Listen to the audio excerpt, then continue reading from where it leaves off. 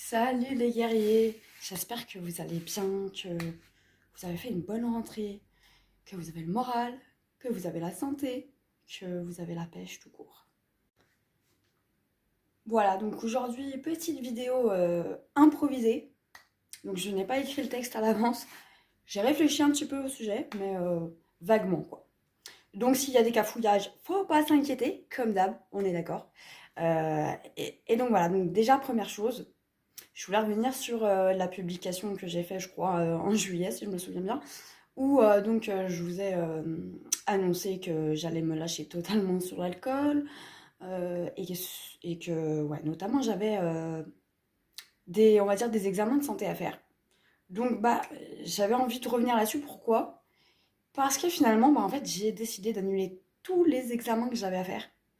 Pourquoi? Bon, alors j'avoue, il y avait une partie de moi qui avait peur, on va pas se mentir.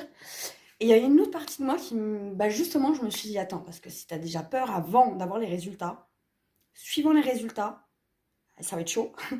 Et donc j'ai repensé à quoi? Tout simplement à l'effet de nos croyances et nos pensées sur notre corps.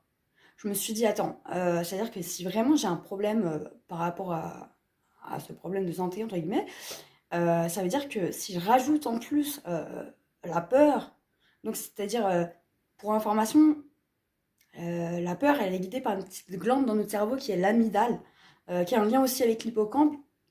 Donc, même avec beaucoup d'autres glandes. Mais en fait, ces glandes, le problème, c'est que quand il y a de la peur, elle va en donner un peu l'information de mettre beaucoup d'hormones de stress dans le corps. Et les hormones de stress, qu'est-ce que ça a pour conséquence? De diminuer totalement notre système immunitaire, d'affaiblir totalement la capacité de notre corps à se défendre contre quoi que ce soit en fait. Donc je me suis dit, oulala, eh ben que faire? Eh ben je me suis dit, on annule tout, et puis il vaut mieux pas savoir, et puis si jamais il y a quoi que ce soit, eh ben je laisse mon corps faire sans lui rajouter de la peur derrière, tout simplement. C'est pour ça que je voulais revenir là-dessus. Voilà, ça me semble hyper important. D'ailleurs, j'en profite pour dévier parce que du coup, ça m'a donné l'idée de vous parler d'autre chose. Euh, alors, à savoir que je vous prends mon exemple, ça fait depuis mon enfance que je suis vraiment agoraphobe à l'extrême. Et ça fait 4 années. 4 années, depuis que, comme vous avez pu.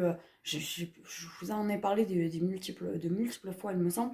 Il y a à peu près 4 ans, quand j'ai fait mon burn-out, je suis tombée dans des délires vraiment qu'on peut considérer de schizophréniques, que moi je préfère nommer ça confusion mentale, et qui était due de base au burn-out et à plein d'autres choses qu'on en reparlera un jour, hein, acrypnie, tout ça, absence totale de sommeil, manque d'alimentation.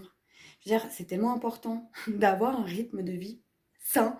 On ne se rend pas compte jusqu'à ce qu'on aille à l'extrémité de plus sain du tout. Bref, voilà, on passe. On en reviendra un de ces jours.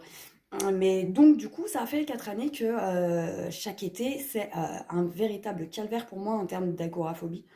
Et donc là, en fait, il y a quelques semaines, je suis tombée sur un reportage qui parlait de la fameuse glande, donc de l'amygdale.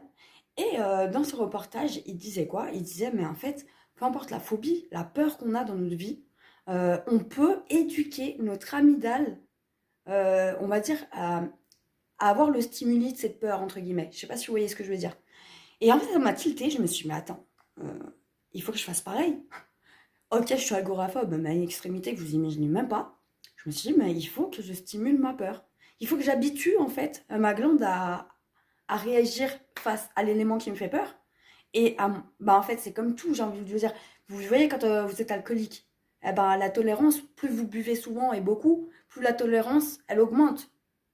Comme pour les médicaments, entre nous, hein, comme pour tout. Hein. Et ben, la peur, c'est pareil.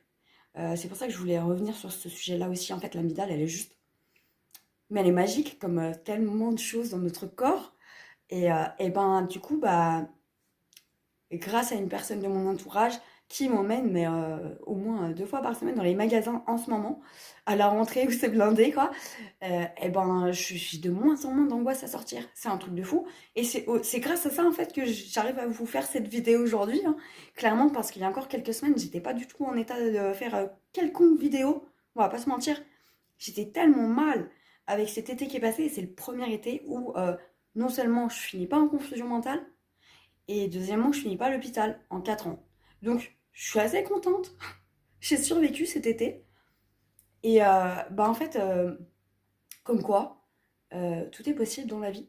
Et on peut, entre guillemets, devenir schizophrène et en sortir malgré tout, quoi. Même si à mes yeux, c'est pas vraiment de la schizophrénie, c'est plutôt aux yeux de la médecine, hein, on va pas se mentir. Voire bipolarité, pour eux, à moitié bipolaire, moi c'est schizophrène, il y a un terme là-dessus, hein. Je me souviens plus du terme, mais voilà. Donc, à mes yeux, non. Peut-être que c'est une forme de déni, on ne sait pas. Mais par rapport à ce que je vous ai dit, justement, pour la protection de notre propre corps et cerveau, des fois, vaut mieux être dans le déni. Voilà, voilà, tout simplement. Et donc, euh, j'avais aussi envie de vous parler d'un autre truc. Alors, pardonnez-moi si la vidéo est un peu longue. En même temps, je ne vous ai pas fait de vidéo depuis au moins 2 3 mois, hein. Donc, hein, on peut se permettre de faire une petite longueur, quoi. Voilà, voilà. L'alcool. Parlons d'alcool. Donc, bah, comme je vous ai dit, je vous l'ai clairement pas caché, hein, j'ai plongé la tête la première dans l'alcool. Ça faisait bah, justement à peu près, je crois, environ 5 ans que j'avais pas replongé à ce point-là dans l'alcool. Mais en termes de quantité, de fréquence, de tout, hein. Donc là, c'était tous les jours, on va pas se mentir. Et des quantités, bah, comme il y a 5 ans, enfin, comme la dernière fois où j'ai vraiment fait un gros sevrage et puis qu'après j'ai toujours réussi à gérer mes périodes, quoi. Là, je me suis replongée la tête vraiment à fond dedans. Environ entre 8 et 10 canettes de 50 centilitres et de bière forte et pas forte par jour, voire une vodka entière par jour. C'était violent. Donc là, je suis en train de diminuer. Mais j'ai décidé de nouveau de ne pas aller en cure ni à l'hôpital. J'ai juste été voir mon médecin traitant pour qu'il me prescrive du Céresta. Et bah en fait, pourquoi je vous parle de ça? Parce qu'encore une fois, ça fait 4 ans que je vous le répète, tout est possible dans la vie. Donc là, je tente. Ça fait quelques jours que je suis plutôt en termes de diminution. Maximum 1 ou 2 bières par jour en ce moment, ou un verre de vodka, ça va. Alors normalement, évidemment, on n'est pas censé mélanger médicaments et alcool, mais sachant que j'avais quand même des... Comment on dit? des, des symptômes de manque physique et mental, évidemment, je m'autorise à mélanger. Après, chacun voit midi à sa porte, comment dire. Euh, Bien sûr, je pense qu'il faut être accompagné d'un médecin traitant quand on a un gros dosage extrême, quotidien comme ça. Un minimum. Un médecin traitant ou un addictologue, un minimum, quoi. Mais pour l'instant, ça fait du bien. J'ai diminué mes angoisses. J'ai commencé par diminuer. C'est bête, hein, mais avant d'arrêter l'alcool, bah faut s'occuper de ce qui nous bronche le ventre en fait, hein, tout bêtement, hein. J'ai envie de te dire, moi la rien que de sortir cet été, ça me mettait des couteaux dans le ventre, c'était violent, hein, la gorge, au ventre. Je me suis dit, il faut que je m'occupe de ça avant quoi. Il faut se bouger les fesses, voilà. Voilà, voilà. Je voulais terminer là-dessus parce qu'encore une fois, oui, tout est possible dans la vie. Dans le mot impossible, il y a I'm possible. Bref, voilà. Et bah sur ce, bah je vous fais des gros bisous. Je vous dis à très vite pour des nouvelles publications vidéo. Euh, j'ai envie de vous remettre dans les commentaires de la vidéo une chanson que j'avais écrite, composée, etc. sur l'alcool.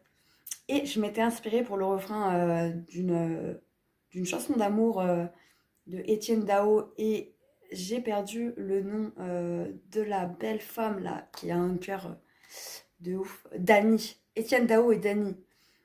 Donc le refrain est inspiré de leur chanson. Je vous mets la musique dans les commentaires. C'est une chanson sur l'alcool. Je vous laisse l'écouter. Ça peut vous parler pour ceux qui ont des problèmes d'alcool en tout cas. Il y a un petit peu d'espoir à la fin justement. Donc voilà, je vous fais des gros bisous. Prenez soin de vous et à très vite.